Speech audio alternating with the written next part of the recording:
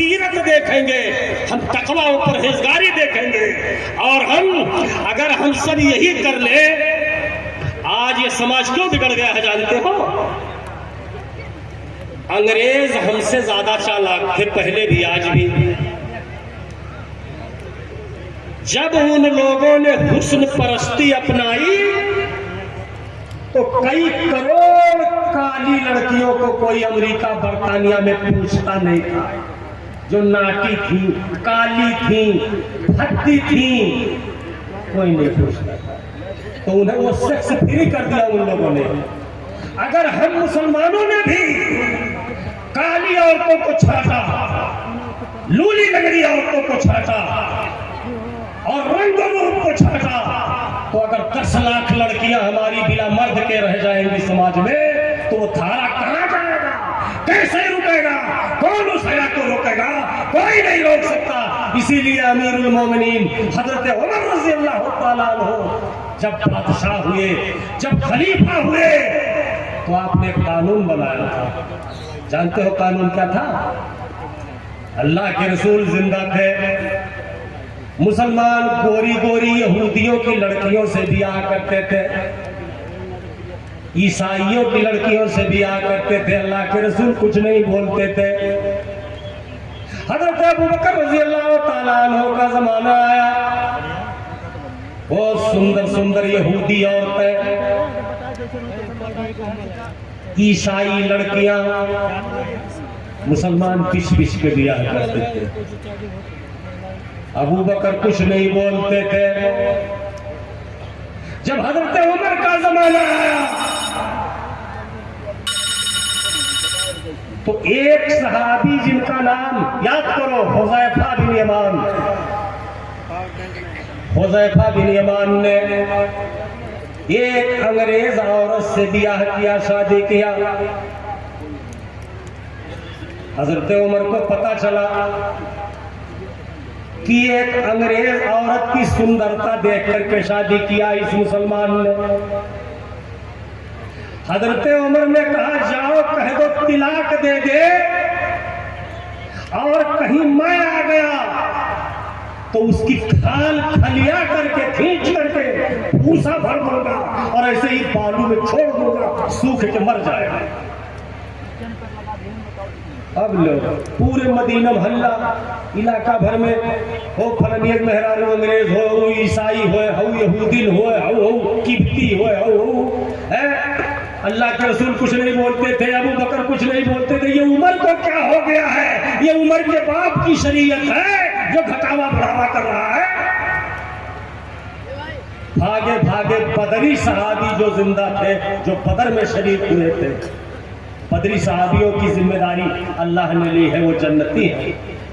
बदरी सहाबियों के पास मदीना में गए, कहा चलो वरना उमर हमारी खाल खींच लेगा। गए, बदरी सहाबी इकट्ठा हुए, अमीरुल मोमिनीन के पास गए,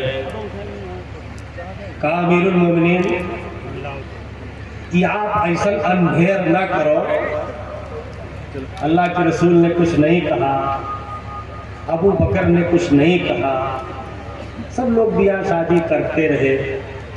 अगर हुज़ैफा ने कर लिया, नेक आदमी है, तो आप कह रहे हो कि तिलाक दे, नहीं तो उसके खाल को छोड़ा के भूसा भर दूंगा।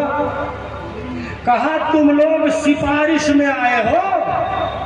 कहा हाँ। कहा पहले तलाक दिलवा के आओ वरना तुम्हारी भी खैरियत नहीं है।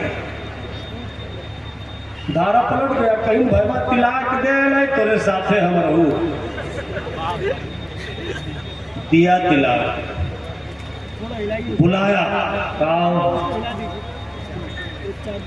आए, तकरीर किया मस्जिद में और रोने लगे, आंसू गिर रहे थे और कह रहे थे कि ये ईमान वालों, अगर ये मुसलमानों की बेटियां जो सांवली है, जो कुरान पढ़ने वाली है, जो निस्वा की डिग्री लेने वाली है, जो बुखारी मुस्लिम पढ़ने वाली है, जो रंग सांवला है, रंग काला है, होठ मोटा है, हड्डी है, मोटी है, नाटी है, अगर इन परहेजगार इन परहेजगार बेटियों को तुम हुस्नो जमाल के तहत छोड़ दोगे तो इनका अंजाम क्या होगा?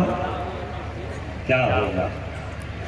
कानून बनाया था एक सावली मोमिना एक दौरे हाजिर के ईश्वरिया राय और हुस्न आलम आला से 1000 दर्जा बेहतर है जो एक सावली बच्ची हो लेकिन अम्पारा ज़बानी याद हो नमाज पढ़ती।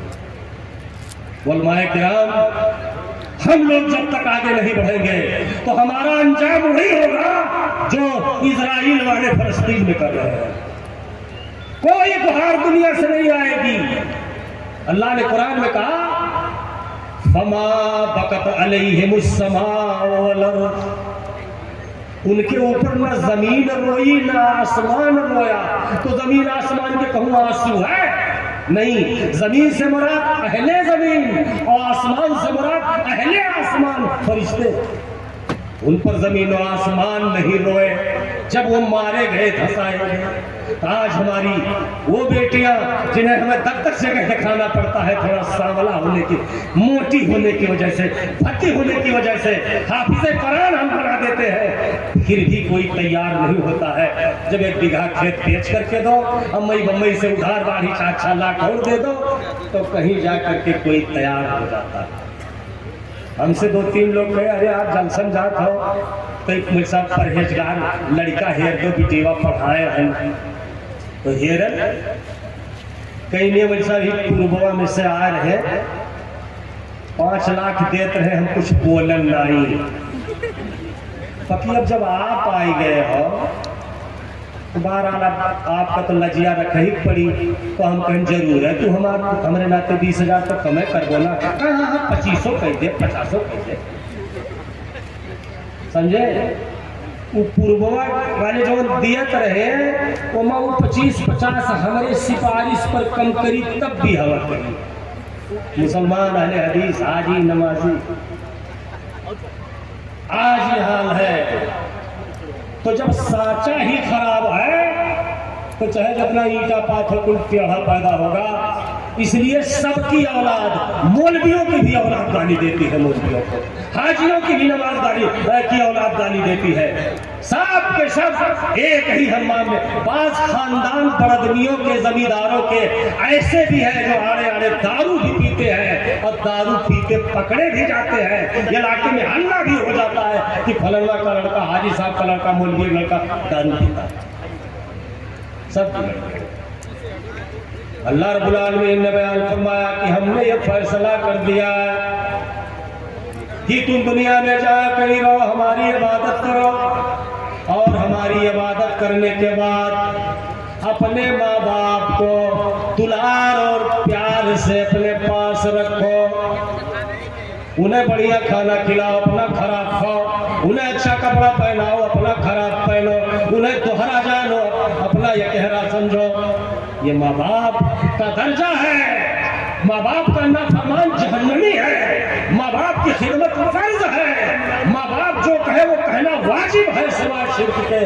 आप माँ कितनी ही बड़ी नंगीन हो, रोज 4 गाली पतो हो को देती हो, लेकिन बेटे के लिए दुरुस्त नहीं है कि वो ये भी कह दे कि अम्मा काहे गरियावत।